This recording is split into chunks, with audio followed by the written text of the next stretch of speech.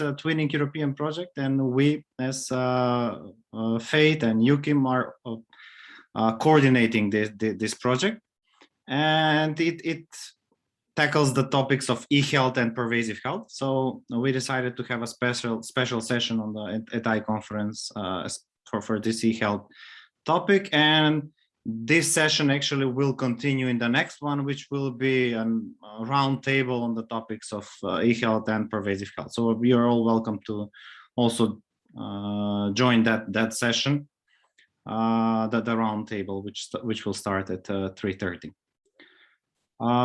So myself, Christian, and Daniel, we will be co-chairs on this session. So the rules of the game are that each of the 6 presenters will have 10 minutes for the presentation, and then few more minutes for open questions from the audience. So first, I'll invite our first speaker, Tine Kolenik, from the Jožef Stefan Institute in Slovenia. Go ahead, Tina. Thanks, Christian. I'll just share the screen, and if someone can let me know if you can see the screen. Yeah, perfect. Yeah. Great. Thank you. So, hi, everyone. My name is Tine Kolenik, and I'll present to you INSIEME, which is a unifying electronic and mobile health platform. And we have prepared this presentation together with my colleagues Primož Kocuvan, Eric Dogan, and Matjaž Gams. We are all from the Department of Intelligent Systems at Jožef Stefan Institute. So how I'm going to go about this is I'm going to tell you a little bit about the background, why we are doing this project, about its architectural design, then focus on services and search in the project, the communication with call centers and medical experts, its virtual assistants, and focus on one specific advanced prototype, intelligent cognitive assistant for attitude and behavior change in mental health. Of course, I'll conclude and offer some ideas on our future work. So, we know that nowadays healthcare system is facing quite a lot of problems. There is a rise in chronic diseases. We have an aging population. There is a lack of personnel. And as we've seen in the last year and a half, there are also problems in crisis preparation. So historically, problems in different societal domains have been tackled with technology. And one such technology are e-health platforms, which can help in such cases. So our idea is to create an open and free e-health platform that combines functionalities of current platforms, where those functionalities are a bit spread out. So this includes data sharing, transactions, and also a playground or a testing site for advanced prototypes. So our platform has 3 main parts. The first one is services and search. The second one is call centers, and then we have bots or chatbots or virtual assistants. And the web platform, which is the first thing you see when you come to the platform, is based on Janko and features Elasticsearch engine. And it has integrated Rocket Chat, which is a communication platform which enables communication between patients and doctors.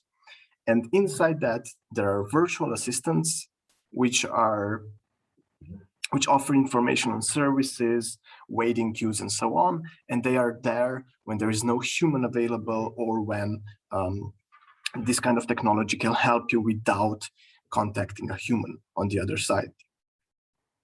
So the biggest part of the platform currently integrated already is services and search. Service is basically a textual description of some kind of subject on, let's say, a health-related topic. And it offers information, links, contacts. It can connect you to people that are kind of tackling this subject or taking care of it, and they can be added by health experts or companies. And we are currently currently what is implemented are various services from heart and blood vessel topics, dermatology, respiratory diseases, mental illness, and so on. And we have used Elasticsearch, which is an engine for search capabilities, and we have upgraded it with trigram similarity to produce fast and effective results. And this is an example of what happens when you write into our platform first aid. It provides this answer. So even if the first aid is not the name of the service, like CPR, CPR is quite connected to first aid. Going on to the communication with call centers and medical experts, what we try in INSIEME is to connect the users with the experts. And we are using Rocket Chat communication tool to do this, mostly because we have had previous success in our e-tourist information system using this. The experts on the other side have the so-called autocomplete functionality, which helps them a lot to be fast and effective. And why is this preferable to phone calling an expert is that experts can handle a bigger load of users or of people interested in information as opposed to a one-on-one phone call. So this is an example of such a conversation between an expert and a user or a patient, and this is in connection with breathing and asthma. And last but not least, we have virtual assistants. So what is a virtual assistant? It's an assistant that takes input in natural language, it processes it and returns some kind of logical or reasonable answer. And for this, it uses natural language processing and understanding. And we have created a kind of a hybrid conversational ecosystem, which basically means that you are not immediately addressing a single agent, because you may not be aware of which agent gives you which will give you the information you need, but you ask a question and then this multiplicity of agents offer answers, and sometimes the best ones is selected, sometimes you have competing ones, and you can then see which information is actually the best for you. As said before, they offer various information on waiting queues, on information on that is on the website, but they can also offer other information which can be inserted by experts or companies. This is the current user interface. This part is still obviously in being implemented, and this brings me to maybe the most technologically advanced part that we are working on. So we want INSIEME not only to be a collection of existing information, we also want it to be a sort of platform where researchers can offer their prototypes for testing so that they can be put into practice. As we know, there is a huge problem of this death valley where research institutes create a cool new technology that can possibly help people, but they have a problem of putting it into practice, of putting it out there for people to use. And this platform can also be used in this way. So one of such advanced prototypes that is developed at Joseph Stefan Institute is an intelligent cognitive assistant for attitude and behavior change in mental health. As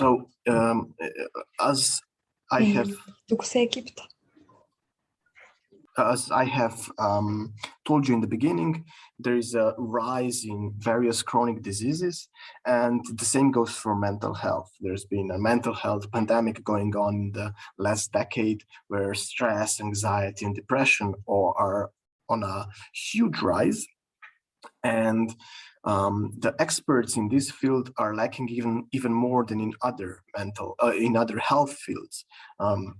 For example, in Slovenia, we have less than 3 mental health professionals per 100,000 people, while the recommended number is above 10, the EU recommended number. So such a virtual assistant, intelligent cognitive assistant, however you want to call it, might be an an interesting complement to the current solutions. What our idea is to make, this is the architecture, you don't have to spend too much time on looking at it, but our idea is to make an assistant with a specific theory of mind. Theory of mind is a cognitive capacity where we humans can observe another person, talk to them, and so on, and collect information that through which we know what they're thinking about, what their goals are. So we create our theory of their mind, and we respond appropriately to whatever their goals are. We want to implement this in this, or partly it has been in this intelligent cognitive assistant, through having a user model which collects appropriate data, having expert knowledge, emotion ontology, behavior change theories, and mental health knowledge, and two modules: strategy selection module, which is a module that selects text depending on who a user is, so it's very personalized, and a module which adapts that text also according to the ontologies we have. We also want this to be integratable with smart bracelets, for example. So the smart bracelet detects stress, and this assistant then writes to you according to who you are to help you. So to conclude, the main functionality that we want to have in this platform is gather essential information, connect interested parties, and make services faster and more effective than they currently are, but also have a platform for advanced prototypes to live outside of the walls of research institutes. And in the future, we want to include publicly available data sets, of course, more services, enable collecting also physiological data, real time, and then develop maybe some decision support systems for the doctors. And that would be it from my side. Here you can see some references, and if you have any questions, feel free to ask me. Thanks. Thank you very much, Tine, for the efficient presentation. Okay, first I'll ask the audience, if you have a question, please either write in chat or you can just unmute yourself and ask the question.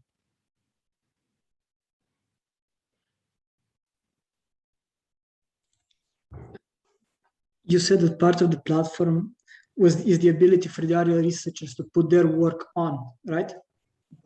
Yes, that's. So what happens to this research? How does this, can other researchers see it? Is this for doctors, or is this for organizing pilot tests? So the plan is to, if the prototypes that researchers build are, for example, lacking a pilot study, so lacking people who would actually try it out in the real world, more distributed, so not just the colleagues from the research institute, for example. This is one area that we can tackle, and currently there is also a plan that at a certain stage such prototypes can then actually be offered to everyone after a certain threshold of acceptability. Okay, thank you. Thank you, Vito, for the question. Another question?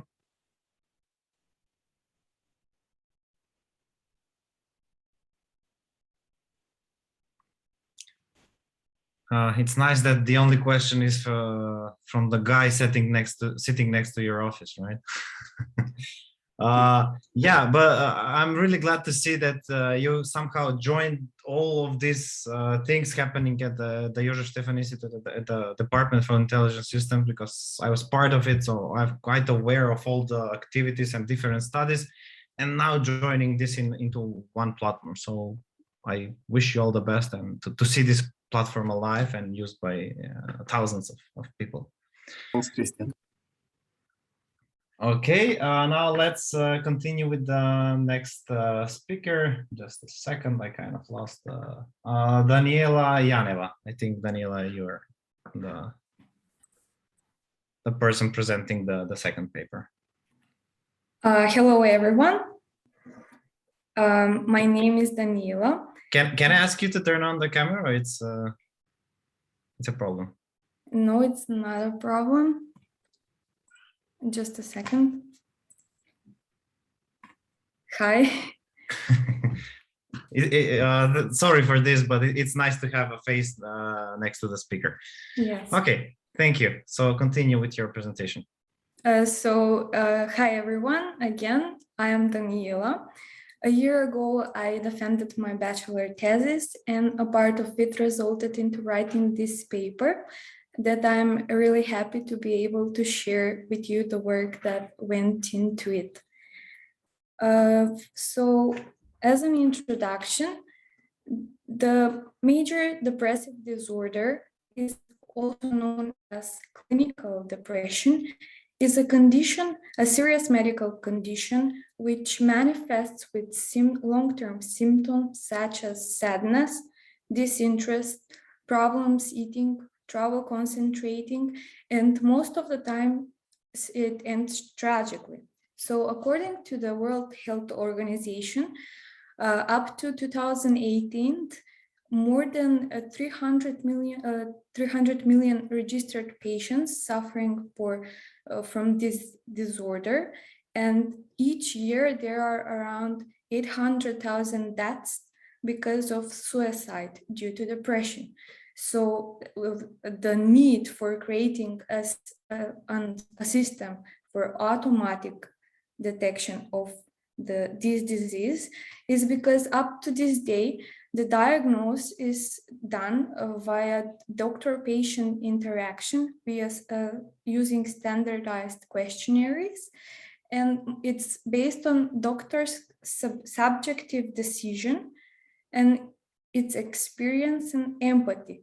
But mostly the problem is that depressed individuals don't openly talk about their feelings and problems because of an existing social stigma.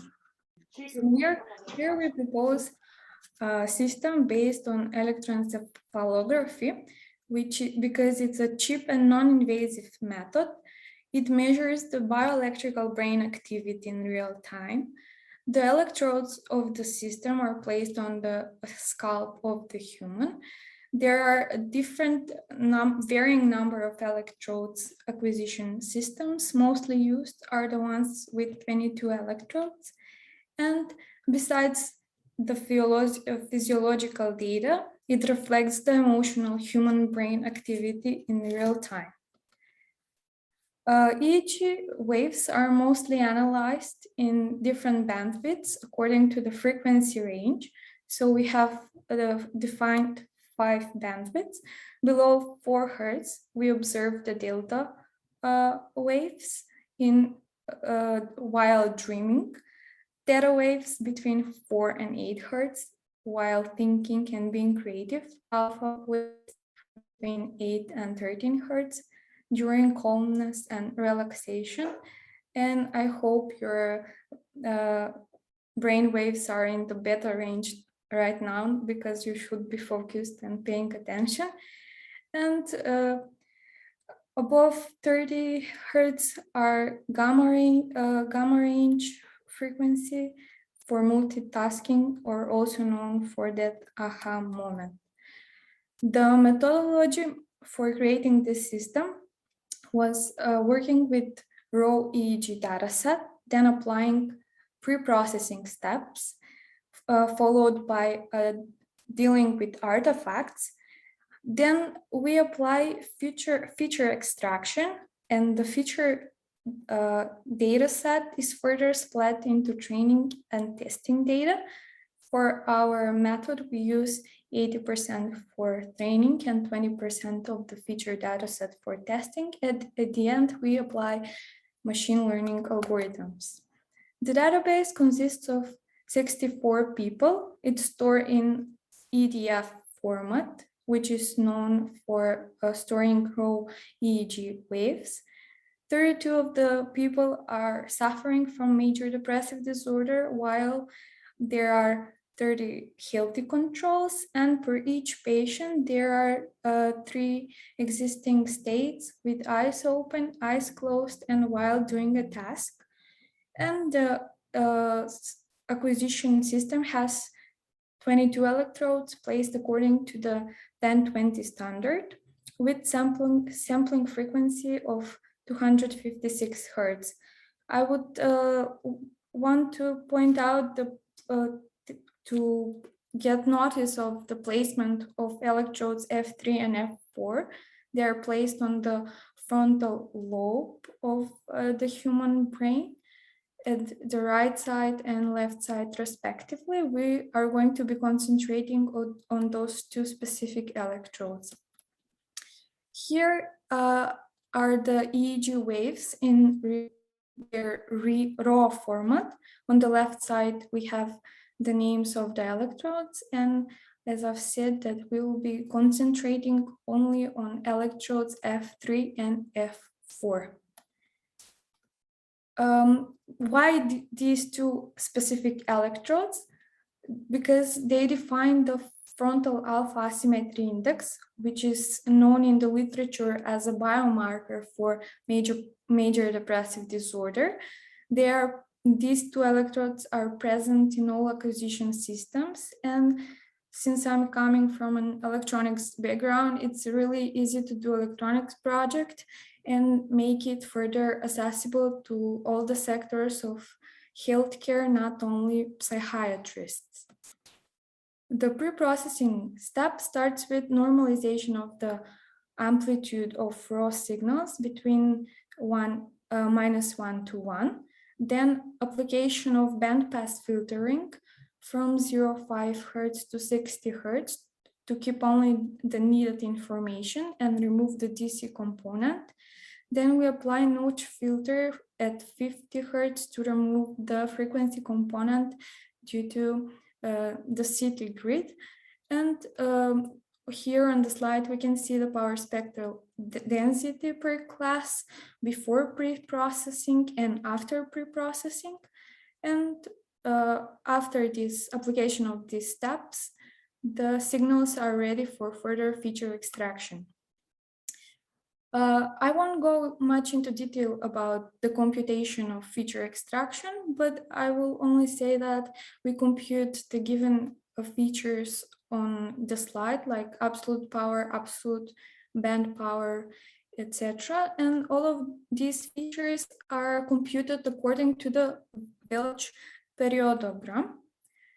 So for example, here we can see the blue shaded area represents the absolute band power of alpha band, since it's in frequency range of 8 to 10 Hertz. And on a similar way, all of the other features are computed. The Welch periodogram is generated for EEG segments lasting 30 seconds with 1/2 of bits overlapping. And the periodogram is computed with window size of 4 seconds and window type hen. So at the end of our feature extraction method, we generate a feature data set with 31 different features of the two specific electrodes and 4,652 feature values.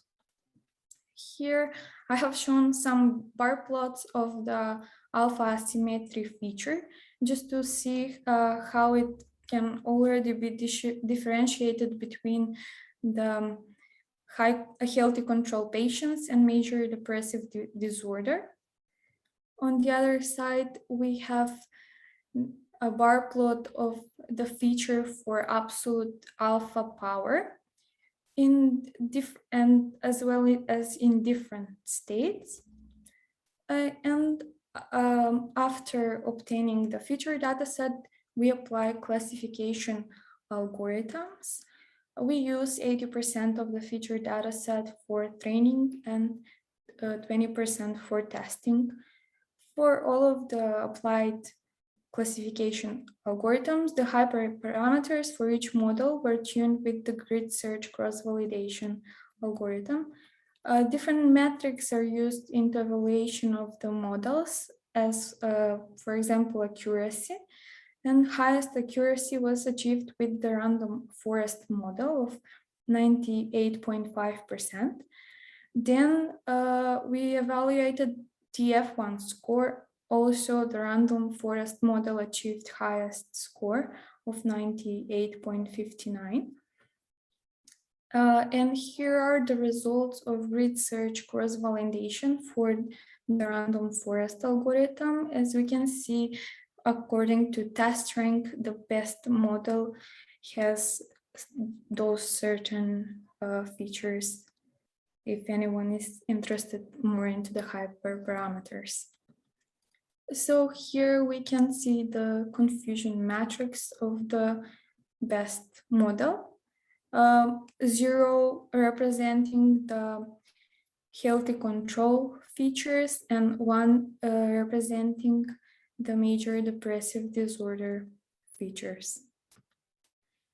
We further looked into the feature importance, and here at first the hypothesis was that the index of frontal alpha asymmetry is going to be the most crucial feature when differentiating between classes, but to our surprise, we've seen that the most important feature is actually the absolute gamma power in the electrode F4, which is an interesting finding.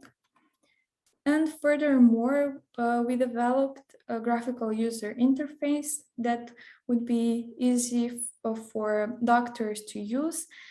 Just the file containing the raw EEG signals can be browsed, the state can be chosen, and the result is going to be written based on the deployment of the best model achieved with random forests.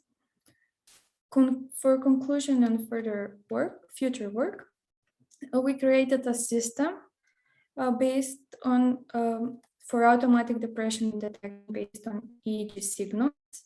The highest achieved accuracy was 98.5% with random forest algorithm. And for future work, we would surely try to improve the model and adapt the methodology for automatic detection of depression severity. Then we would try to make the system available for other EEG data formats, and of course, create a better design for the user interface. Thank you. Thank you very much, Daniela. Very interesting topic. I can imagine there should be some interesting questions. Unfortunately, the timing is running, but yeah, let's go with the first question.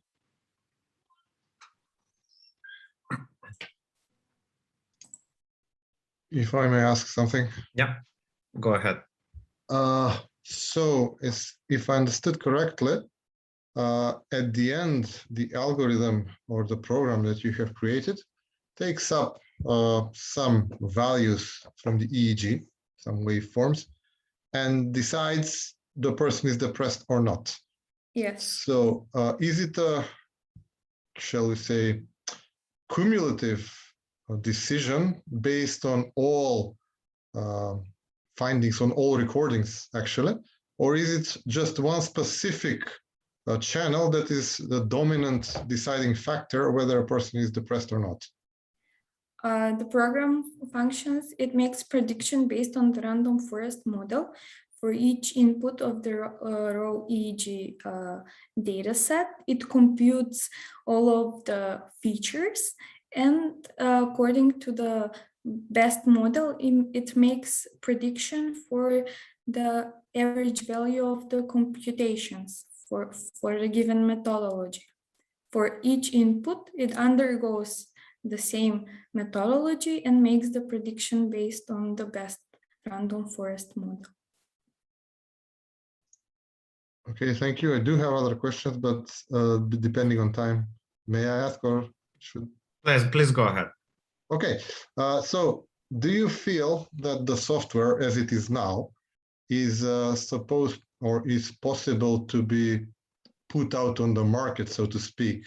Like take a person who we don't know is depressed or not, have him or her be recorded, and depending on what the software judges, the person will be deemed depressed or not. Do you think you are at that level right now? Confident enough.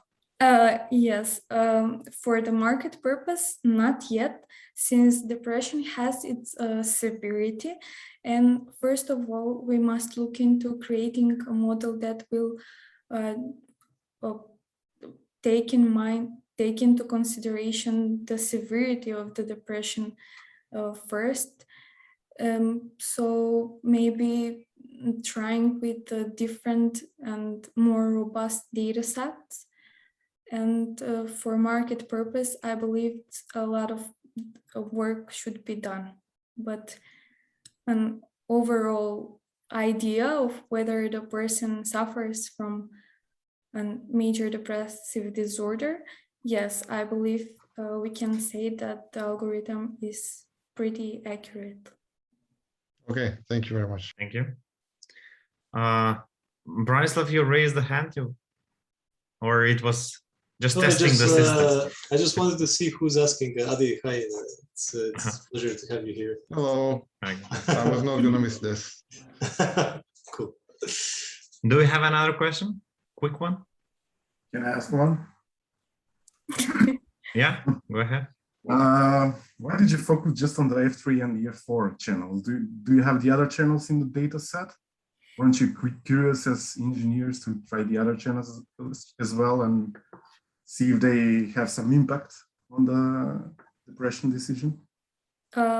Yes, because as I've mentioned earlier, those specific to electrodes define the index of frontal alpha asymmetry, which is known to be a biomarker for this particular disorder.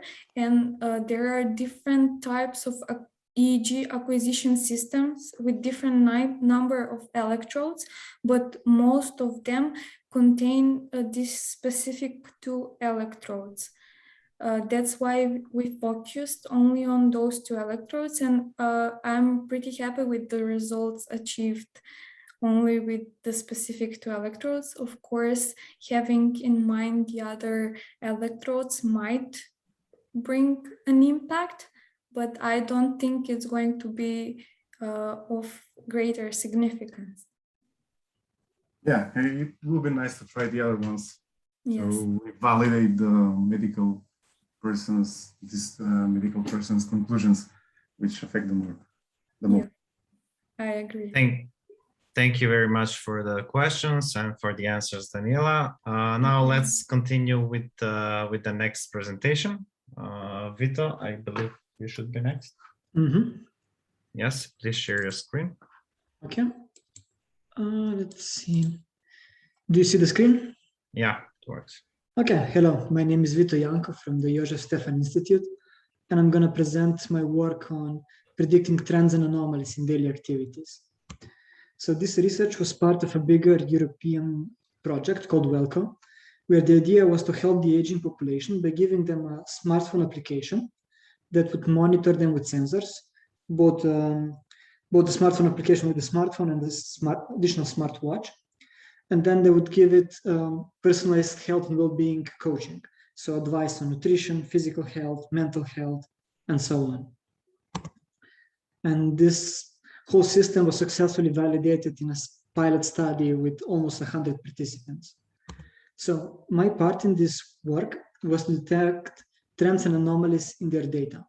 So for example, let's say we have the number of steps made by a particular user, and this dark blue is the average. We might be interested in how many steps are they going to make in the next week.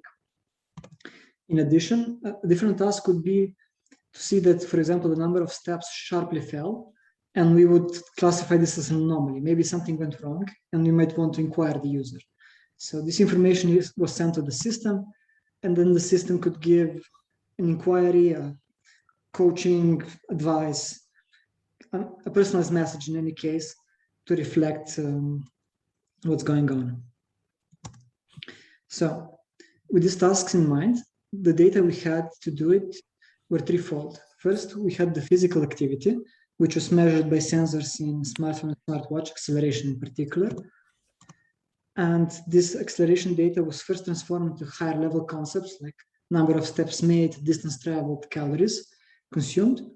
although because they were so correlated, at least in this presentation, I'm going to only focus on the number of steps. And this would look something like this. This is data for one user for half a year. And each point is a different day. So you can see this high variance from day to day on how many steps the user makes. Second, we have the sleep patterns, namely the sleep start and duration. And we are mostly focused on duration because it was the most reliable. And we captured this with a default module on a smartwatch. And once you clean the data, as you can see from the table below, most people were sleeping on average a bit less than 8 hours and a bit more on the weekends as expected. Finally, we have mental health. This was monitored by a self-filled weekly questionnaire. So every week they had questions about stress, anxiety, and depression. And all the answers were then accumulated to a single score, which was the input to our method. Now, once we have the data, first thing we average it for each week. So this would be this dark blue line. And once the data is more average and smooth, you can more clearly see the trends. For example, this user in the first half of the pilot was making only a few steps per day on average, but then maybe due to the coaching of the app, increased the number of steps to 10,000. And this weekly aggregation was chosen because we did some Fourier analysis on the data. And this graph shows the frequency components, and the component corresponding to 7 days, so this 1 week, is the farthest strongest. So the users had the most periodic behavior in 1 week loops. Secondly, because we observed there is a huge deviation on average how much people move or sleep, or even their mental health. For example, some people move to 1,000 steps per day on average, some 12,000, and so on. We normalized all the data based on their average, so a single algorithm could capture the trends and anomalies. So this brings us to the first task, where we want to detect the anomalies in the data. And we first define deviation. This would be this formula here. And all this says is compares the current week against the last few weeks. So for example, if the user in the current week made 1,200 steps, but in the last 4 weeks made 1,000 steps, that would be like a positive deviation of 20%. And then you can go through the whole data set and see the distribution of these deviations. And it kind of roughly resembles a Gaussian distribution, although it's cut off at -1 because the number of steps or sleep duration can never be negative, which is not really a problem. So we can then use this distribution to find a threshold where left of this, for example, a red line, lie only 5% of the data. So those is the most deviant data from the norm in the negative directions. And you can call this the samples anomalies. So you kind of expect that from week to week, there's going to be some deviation in the number of steps or sleep duration. But if this deviation is too big, then maybe something is going wrong, and you can report this to the system, and the system can act accordingly. This worked well and matched the human intuition, although we don't have any numerical evaluation how well it worked because we don't have a ground truth of these anomalies. But like I said, it worked well in practice. Now, the second task was not about detecting what's going on, but what we think is going to happen in the future. So we might want to know, are the anomalies going to happen next week? Or how many steps is a given user going to make next week? Or the last target was just a binary class that said, will the user improve or not? And for this task, we took the mean standard deviation of all the data for the last few weeks, along with these targets for the last few weeks, which all combined into 32 features. And we tested 3 classifiers: a linear regression, a random forest support vector machine. So the results are in this table. So the first 3 rows show mean average error for the future value target class, and the second 3 rows measure accuracy for the progress class. Now, the last column is the baseline of always predicting the average, while the bolded values are the best results we actually got with the classifiers.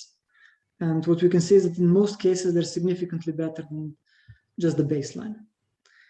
Now, one can notice that I have not put anomalies here because what we discovered is that we could not predict anomalies in the future, at least not better than the baseline. So I'm going to conclude this talk with some findings. One is that anomalies could be robustly detected as they happen, but were very hard to predict in advance. Second, we had a hypothesis that, for example, if the user is not sleeping well or has bad mental health, also the number of steps is going to deteriorate, or vice versa. But this actually did not happen in this data set. So all three data modalities we investigated were basically independent from one another. We found that this behavior trends could be predicted somewhat, although not perfectly. And one part of this is that for most users, their performance did not really improve or regress. They had this mean value and they just oscillated at random around it. So there are not clear trends to say it's improving every week or so. And most users, when they did improve, these improving streaks mostly lasted for 3 weeks or less. So they would improve for 2 or 3 weeks and then they would either stagnate or regress back. So those are the main conclusions of this paper, and I welcome any questions you may have. Thank you, Vito. I will invite the audience to ask 1 or 2 short questions since we are already behind schedule. Do we have questions from the audience?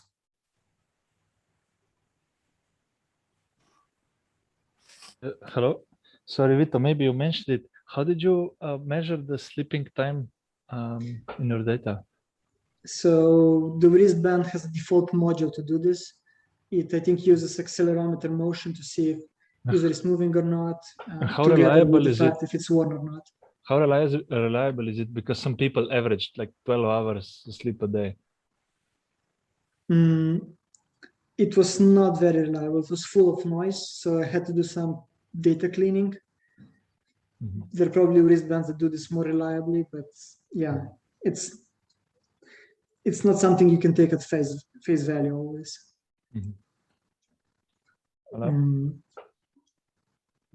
Thank you, David. Probably the data set is not from engineers since we don't sleep on average 8 hours per day. I have a question regarding the Gaussian distribution of the deviations. So if it's not Gaussian, does that mean that we have anomalies? Again, if we have what? If we have a distribution that is of the deviations that is not Gaussian, does it mean that we have some anomalies or?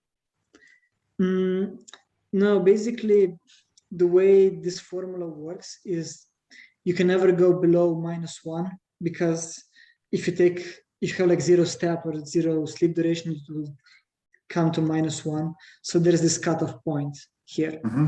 If we didn't have this normalization, we just take like the difference between, let's say, this week minus the previous week, you would get something very close to the Gaussian. So the fact this one is not about the anomalies, it's just how the formula is presented. That's a normal behavior of the people. Yeah. Okay. Do we have another question or should we continue to the next paper? Okay. Thank you, Vito. It was a nice paper that you presented here. Thank you for listening. Results. The next paper is also from the Jože Stefan Institute. It's entitled Finding Efficient Intervention Plans Against COVID-19. And they're presenting part of their work that won them the COVID challenge. Won them the 2nd place of the COVID challenge.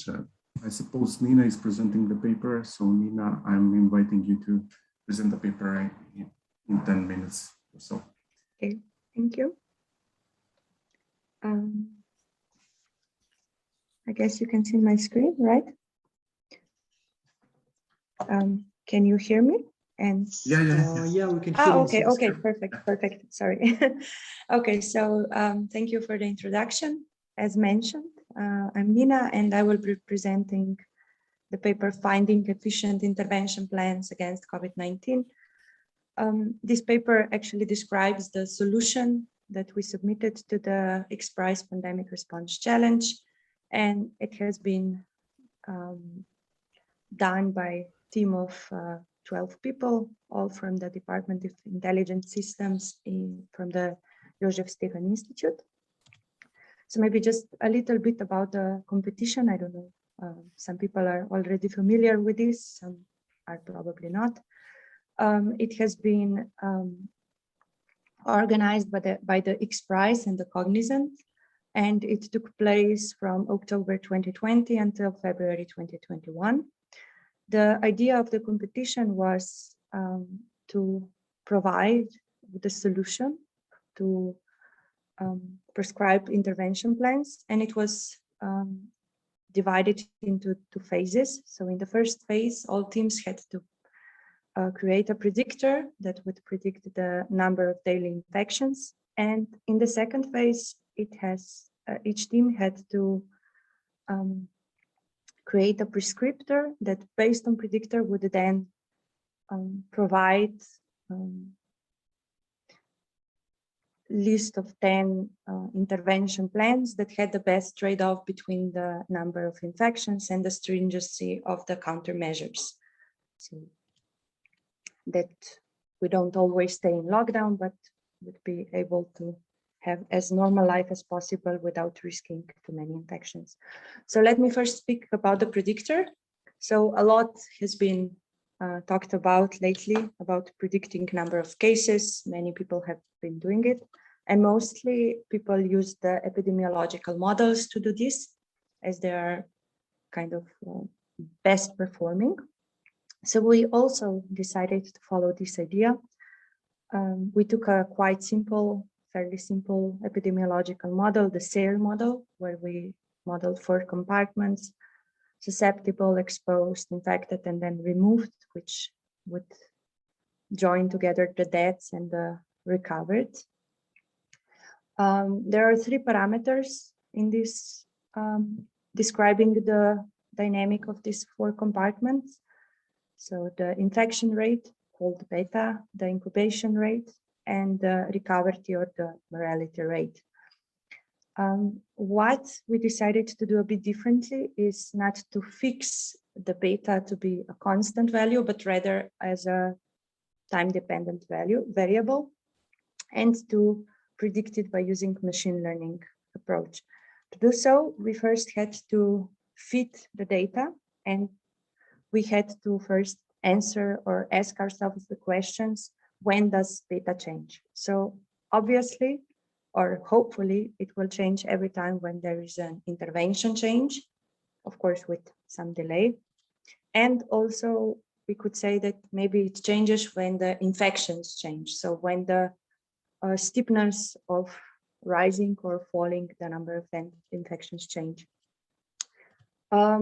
So we segmented the data by both criteria, fit beta to each segment to the infection data, and use the vector segmentation for each country. So to do comparison, we decided to then use the one that performed better, and we were able to fit the data to the actual data quite well. Here is an example for France. I could show it for more. So we ended up with having a time series of different betas that were consequences of different interventions or weather.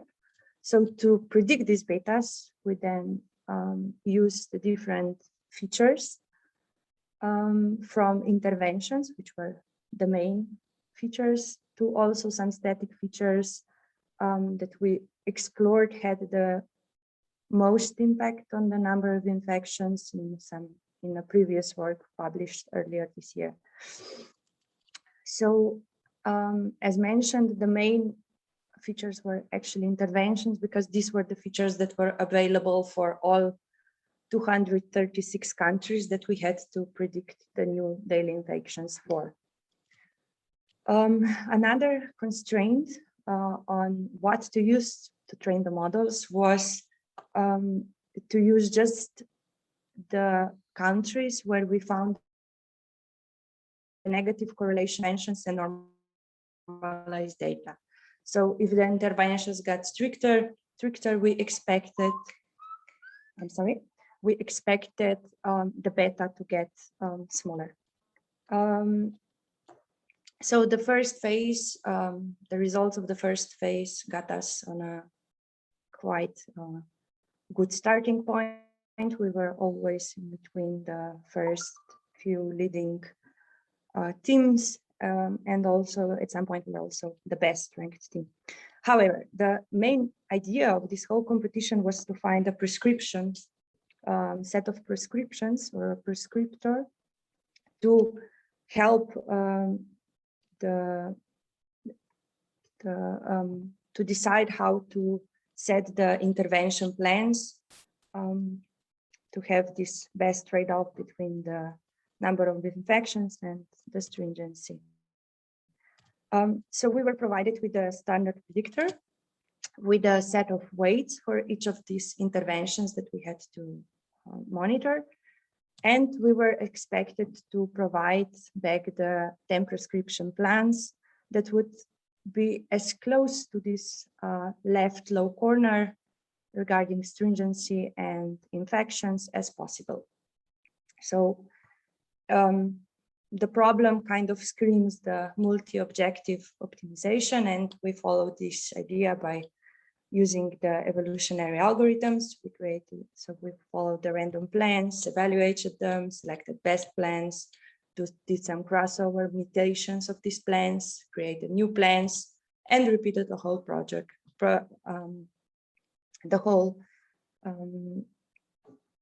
algorithm a few times until we got left with the best solutions, and the worst would fall apart.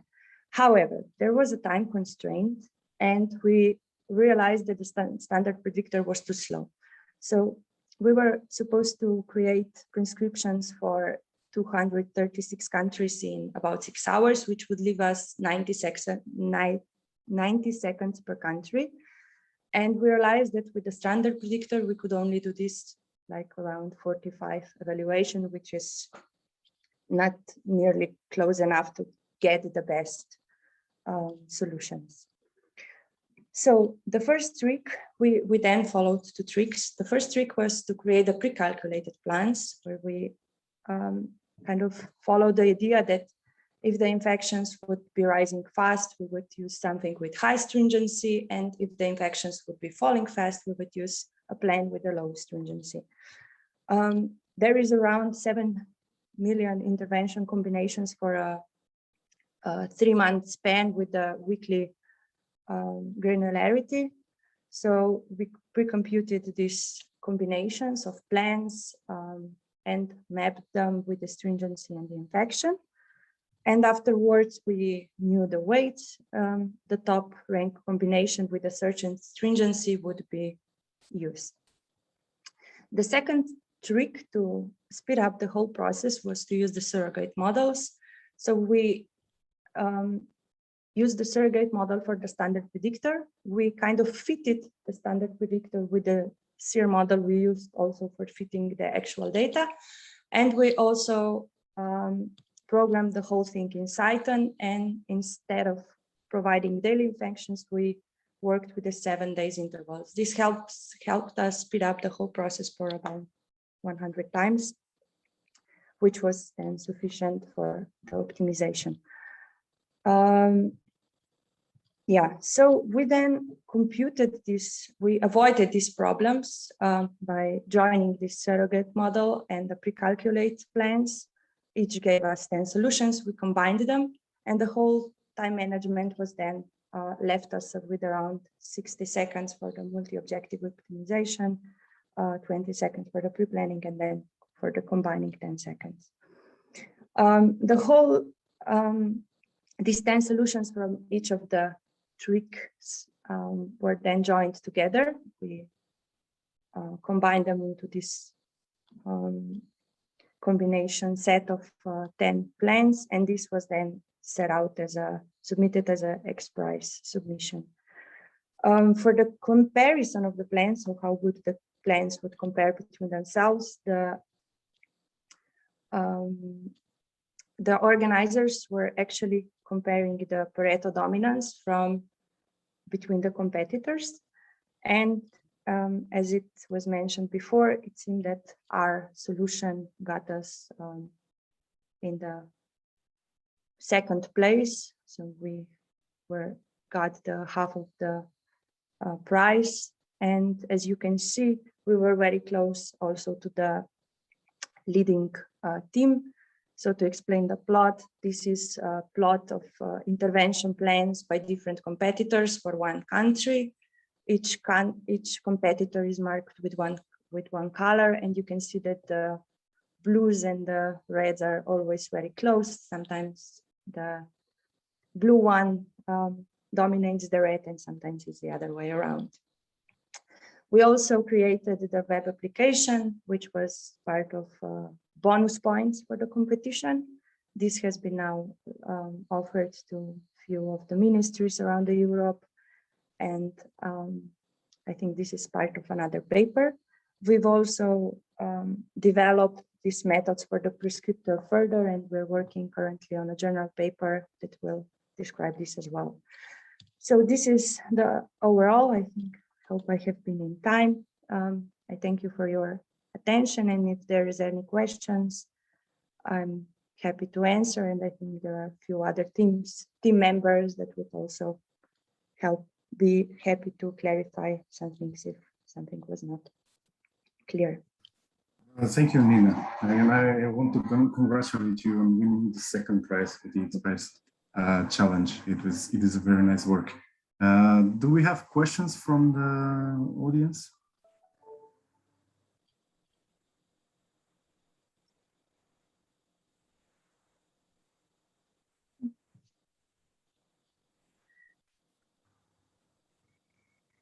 Somebody? I'll ask one question. Do you still work on the system?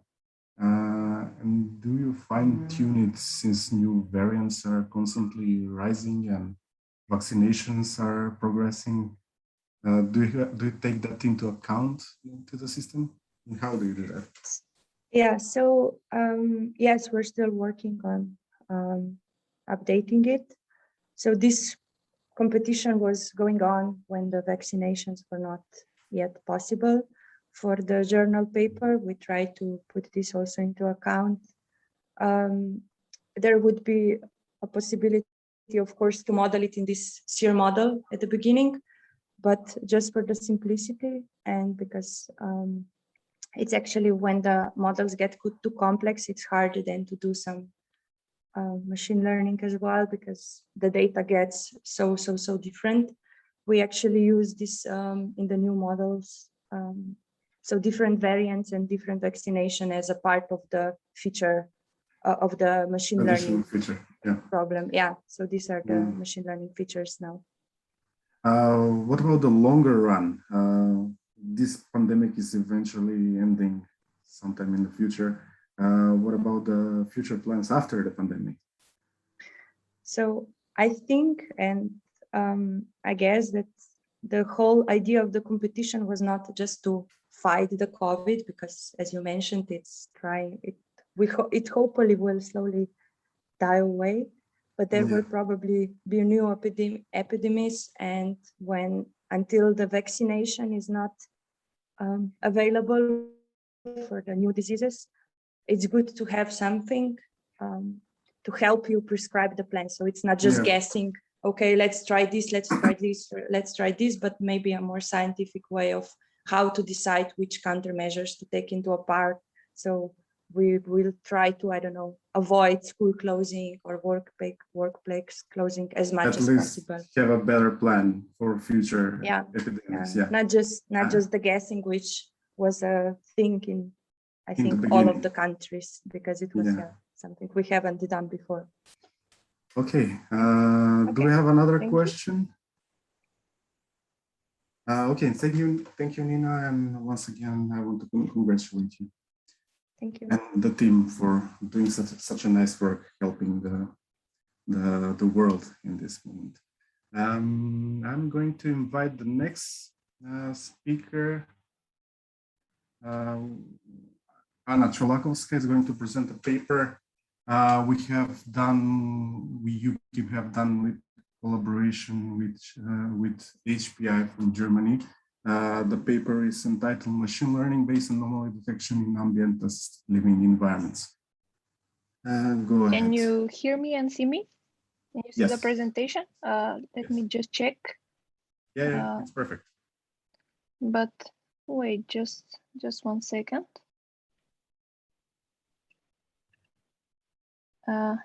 One moment. Can you see it now? Yes. Yeah, it works now. Yeah, it's okay. Hello, everyone. My name is Anna Cholakoska. I am PhD research and teaching assistant at the Faculty of Electrical Engineering and IT in Skopje, North Macedonia.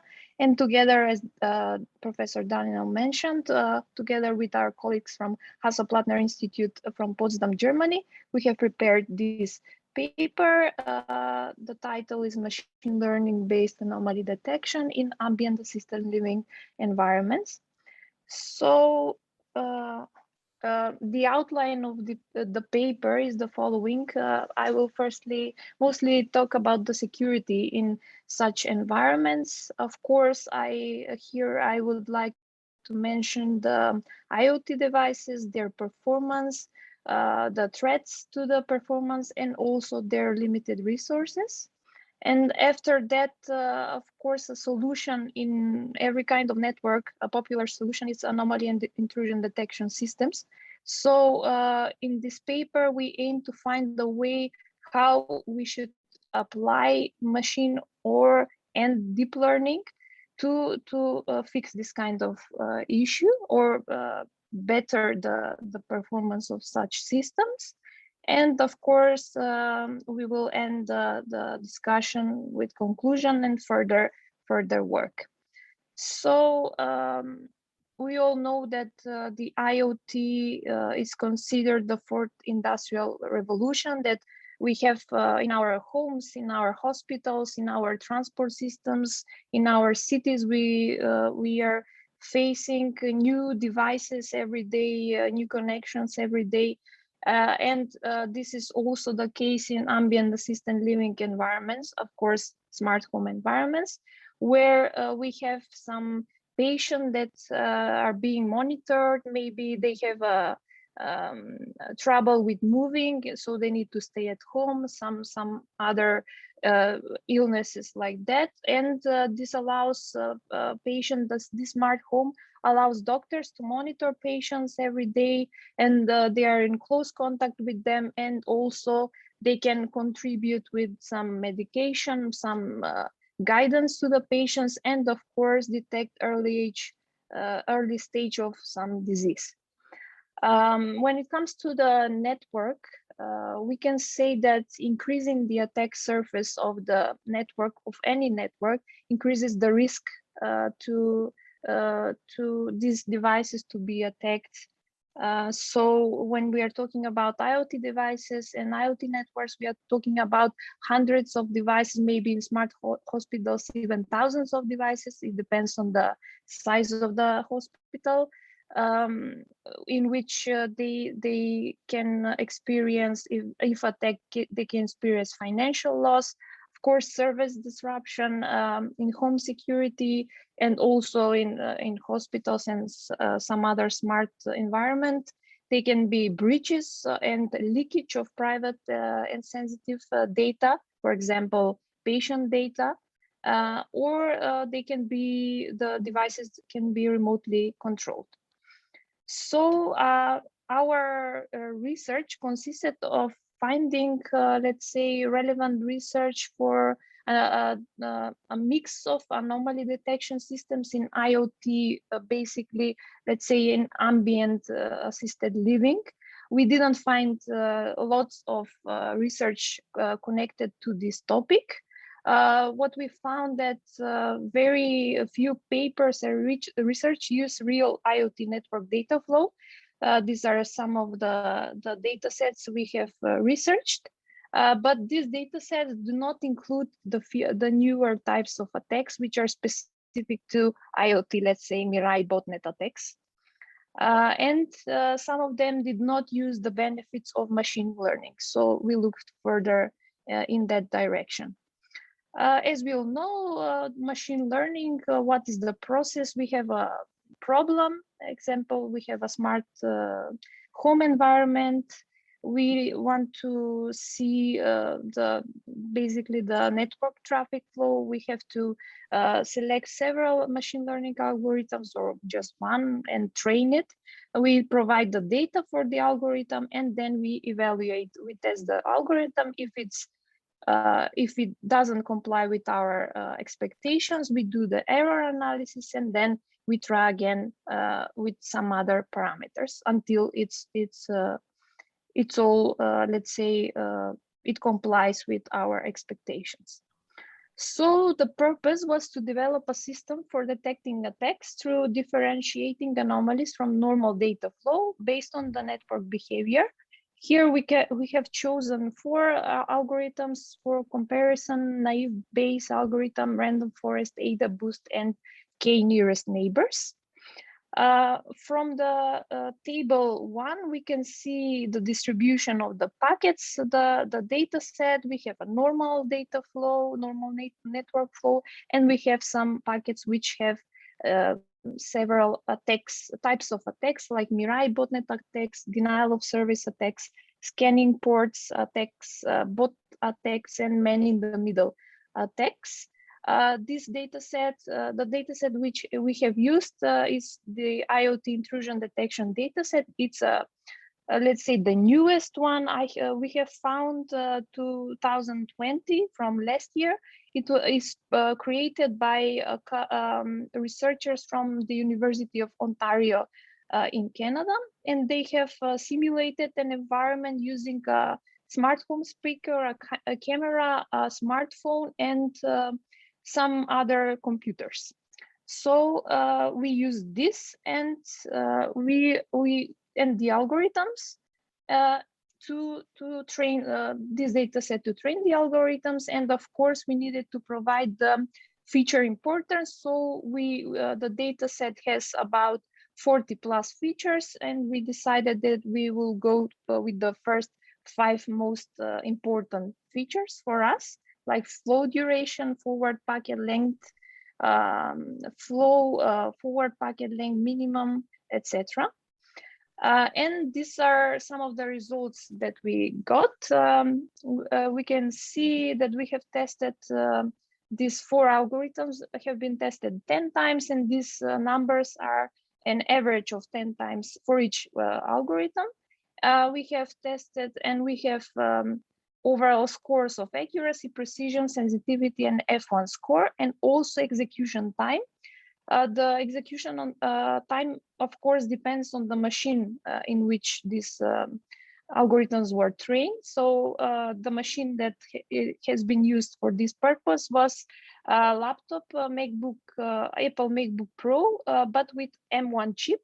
This chip works on ARM architecture instead of the previous ones that worked on Intel architecture.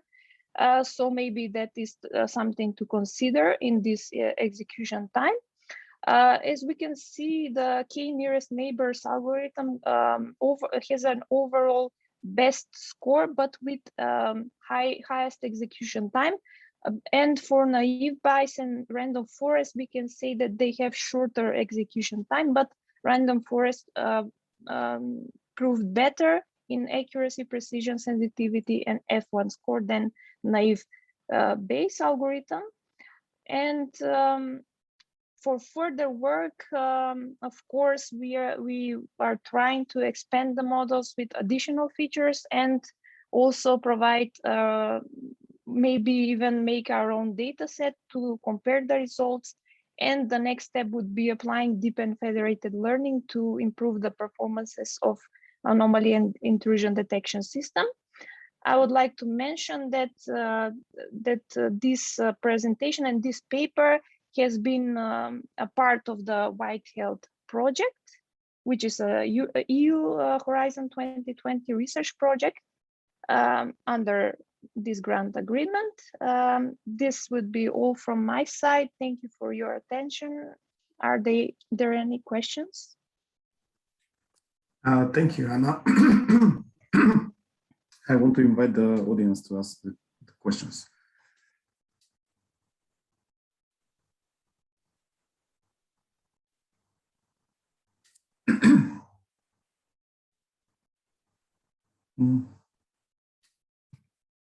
Does anybody want to ask a question on the paper of Anna Cholakoska? Okay, I'll ask the question and wrap up this presentation. We have seen high numbers, relatively high numbers for accuracy and precision in the performances. How do you rate compared to the other works in the area of security, intrusion detection for IoT systems? Let's say that we didn't, when we researched this problem, we didn't find any. Let's say this may be the first paper to tackle ambient assisted living IoT networks with machine learning for intrusion detection and anomaly detection.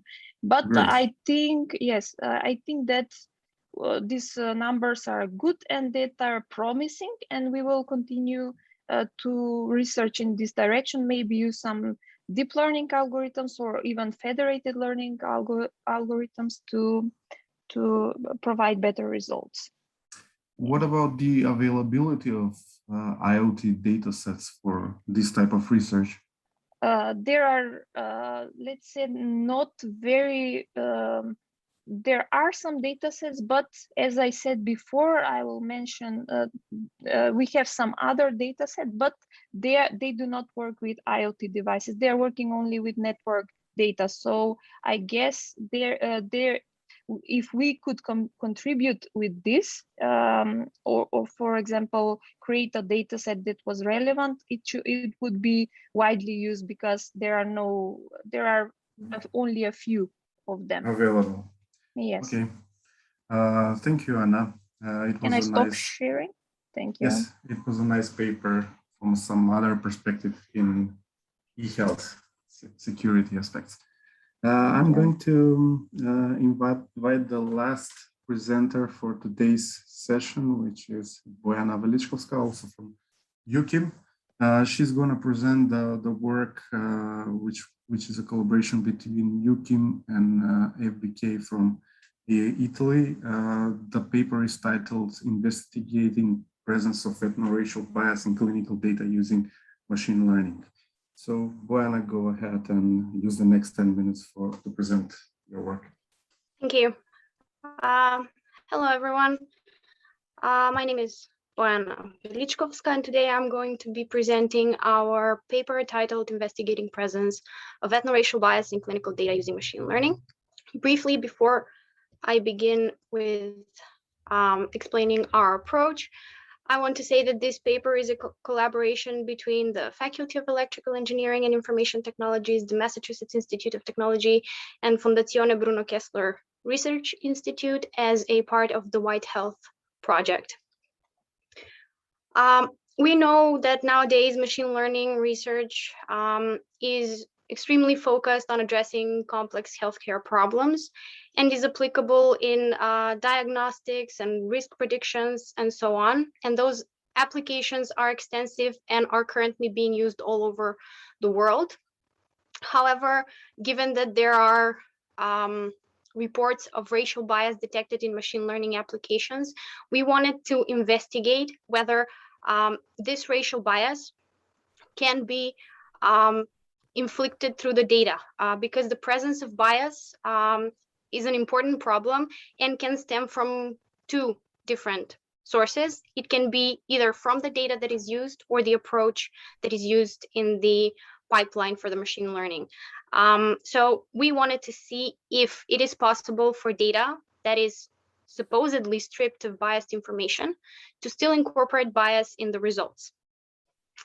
In order to do this, we're going to first give an overview of the data set. Then we're going to discuss the model development and validation. We will see two experimental results and discussions of imbalanced data and balanced data. And in the end, I will give a conclusion on the topic, and you will have time to ask any questions. The data set used is the EICU Collaborative Research Database, which is a database of patients from the intensive care unit. The database as such has over 20 different types of information, which are collected on patients. However, in this research, we decided to focus on two. We decided to focus on patient general information, meaning we are investigating their age, height, admission and discharge weight, and the patient's vital signs, which are heart rate, oxygen saturation, respiratory rate, and blood pressure, systolic, diastolic, and mean. In order to conduct the research, we did filtering of the data. Patients over the age of 89 are excluded from the research due to the nature of the data set itself. And patients that do not have details on any of the given information are also excluded from the research. At the end, we obtained a data set, the distribution of which is given in the graph on the right. So we can see that we have a significantly imbalanced data set, which has the highest number of patients from the Caucasian ethno-race. We will address this problem as we discuss the results themselves. Now, the model development and validation required investigation of 3 distinct comparative tests, meaning that we compared Caucasian versus African Americans versus Hispanic, and Caucasian versus Hispanic patients. For each comparison, we used 2 machine learning algorithms, logistic regression and XGBoost, with stratified 5-fold cross-validation. And the model assessment was done through several metrics: the area under the curve, raw curve, PR curve, and then additional metrics, confusion matrix, positive predictive value, negative predictive value, F1 score, and recall. The results, we obtained 2 sets of results on imbalanced data and on balanced data. We could see from the previous graph that the imbalanced data significantly favored the Caucasian race, ethno-race as patients. So we have high data imbalance present, which is why it is understandable that all the 3 comparative tests which we created have models which favor the majority class, meaning that, for example, if I take the comparison between Caucasian and African Americans, where the patient number ratio is approximately 11, it was understandable why our machine learning models classified almost every patient as a Caucasian in the majority class itself. So in order to solve this problem, we decided to balance the data with a random undersampling method. We only balanced the trained data set. So the test data set still remains with the original distribution in order to investigate on how these models would behave in real time or with real data. So I want to stress that in all 3 comparative tests, even though our positive predictive value, which gives the number of positively correctly predicted patients, is very low, combined with the recall that has a value of approximately 0.6, indicates that 2/3 of our patients were correctly placed in the corresponding group. So we have 2/3 of patients which are given the correct ethnicity or ethno-race, and 1/3 of patients which are misclassified as such. This can also be seen from the graphs given in this slide. We can see that the XGBoost performs much better in the Caucasian versus African American comparison, which is to be expected because the number of samples there is significantly large. However, on the other side, logistic regression performs better in the other 2 comparative tests, which is also understandable since logistic regression itself can work very well with a small sample size, which we had for the African American versus Hispanic and Caucasian versus Hispanic comparative tests. Now, given that the nature of ethnicity is and ethnorace is very complicated, and that sometimes labeling a patient as African American does not necessarily mean he's or she is African American, but rather a mixed race or multiracial person, it is very difficult to say that these results can be so easily conclusive. However, they give promising pathway for future investigations and such. Additionally, the issue which can also cause these results to be inconclusive is the fact that the data set is from the EICU, meaning that it is taken from patients which have different type of illness. Therefore, their vital signs are differently influenced. So the problem in itself, it's much more complex, and we're going to continue this work in the future to see if we can provide some more conclusive results. Briefly, the idea we had here was to see how machine learning applications in medicine can be made unbiased in order to perform correctly in spite of a patient's ethnorace. Since it is a problem to have ethnoracial bias in clinical data, we wanted to see how general information and vital signs of patients can exclude ethnoracial bias. We investigated 3 ethnoraces using 2 machine learning models, and in 2 out of 3 patients, we had a correct classification in our algorithms. Like I said, further research is required, and we will continue this in the future. I just want to mention that this research has been funded by the European Union Horizon 2020 initiative through the White Health project. And I would like to thank you for your attention and invite you to ask any questions if you have them. Thank you. Thank you, Bojana. You were in time. I'm going to invite the participants to ask questions regarding this paper.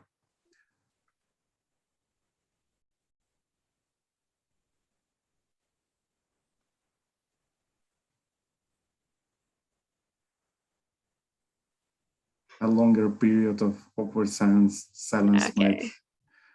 might be good. Okay. I'm going to ask a question. Okay. Are there any other papers working on these topics? Ethno-racial bias in data sets, in machine learning, etc., etc. Currently, at the beginning of this research, from what we could find, there was very little discussion on ethno-racial bias in general. There are some papers that point out the presence of bias in some image processing data sets. And as such, are only mentioned without actual, let's say, analysis of the data set.